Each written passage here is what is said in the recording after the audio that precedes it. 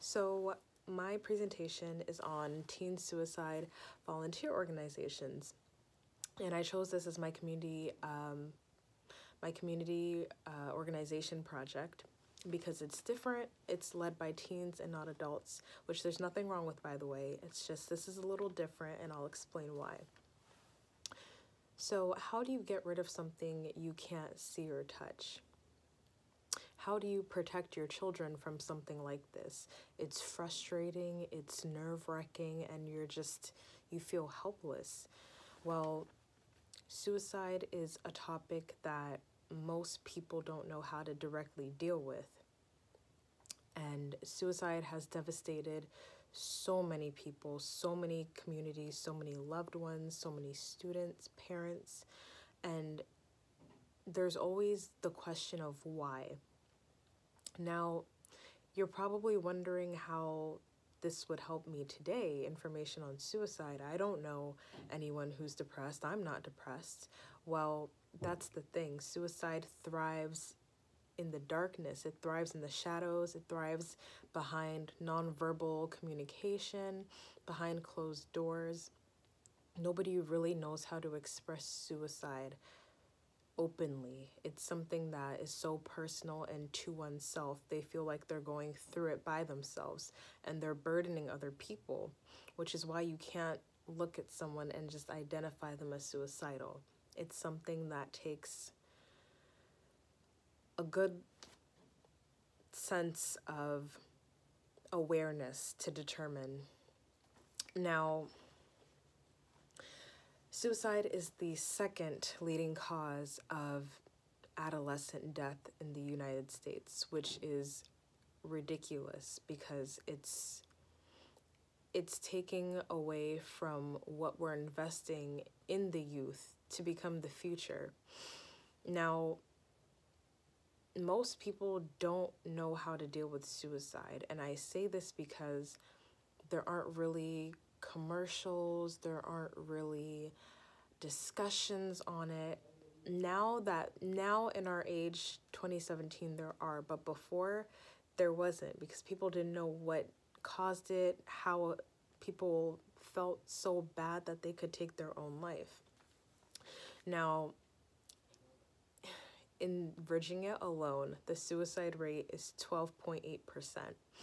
Now, that doesn't seem very high, but if you stretch out that number across the population that we have, it's almost in the 100,000s, and that's so much, and it's a very big impact if you really look at it.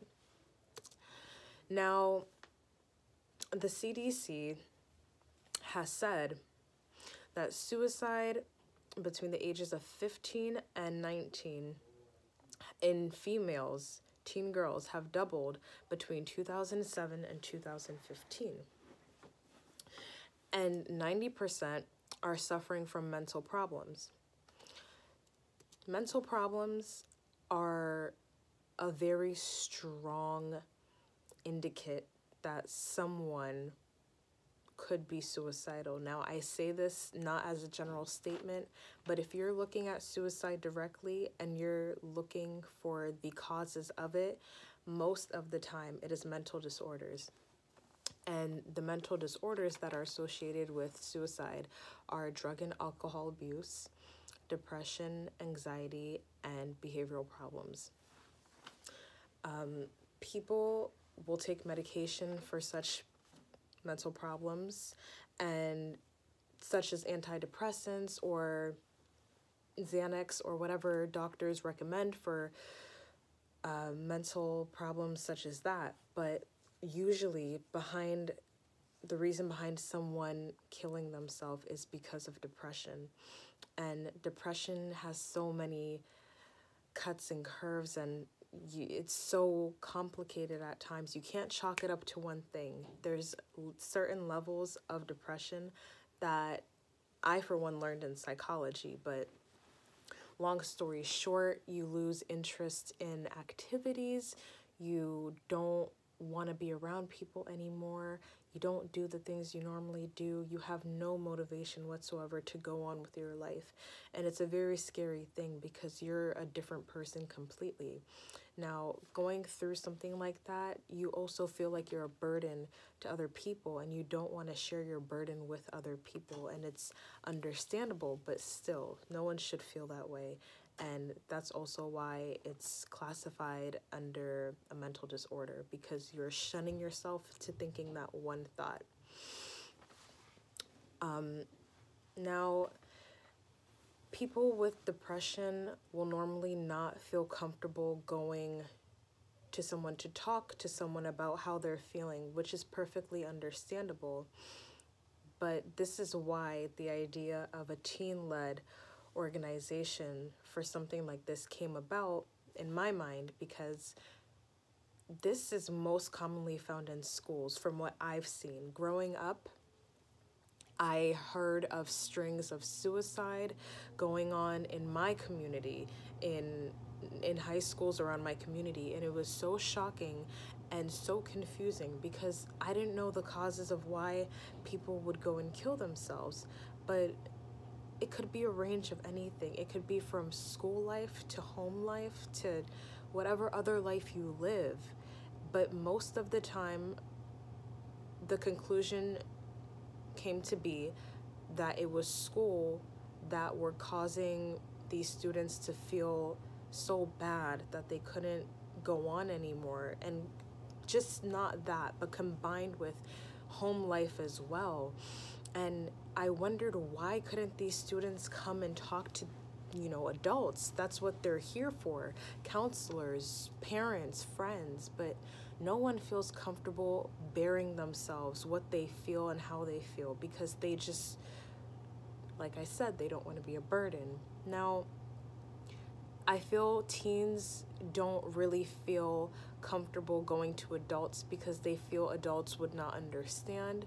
Adults will be quick to just judge, and that is not the case for everybody, not at all.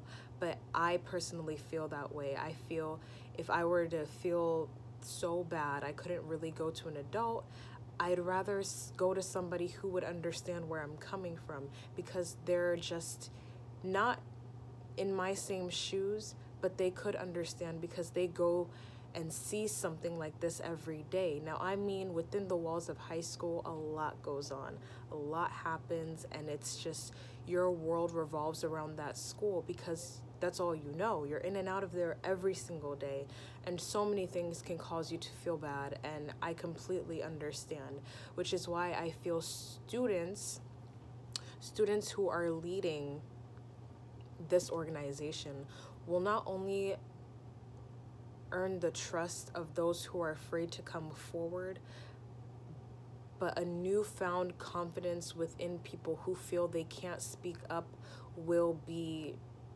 it'll be so great, because you don't have to go directly and speak with an adult. You can talk to other students who probably know about what's going on within the school that's making you feel this way. You can talk about how, you're not doing so well in this class and it's making you feel upset, and how home life isn't so great either. It's just better to connect with somebody who is the same age, first of all, who is probably in the same grade as you.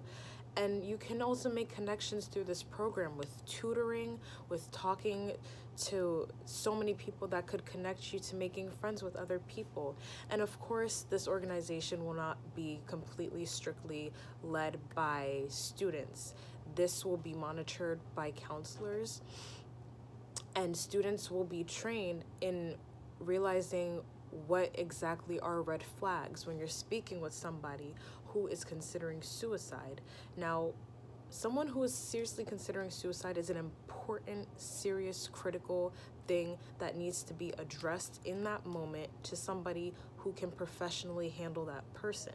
It's not a joke and it's not a game, but at least these students will be trained like actual people who run suicide lines on the phone and have organizations that already deal with this, except the only difference is these are high school kids, and it's gonna make such a great impact. I feel like if students were to realize that they could trust other students as well, and this wouldn't remedy the situation completely. That's a very naive thing to think, but it would help. So I really do believe that, you know, students, teens, people in general, whatever is making them feel so bad to go through this, you can also be somebody who stands up and says something and does something and let someone know that they're not alone. So I feel this organization would really help communities avoid such tragedies. Why wait for a tragedy to happen when you could do something about it before that tragedy becomes your wake-up call? You could prevent it completely. So this is my community organization, and I hope you guys liked it. Thank you for listening.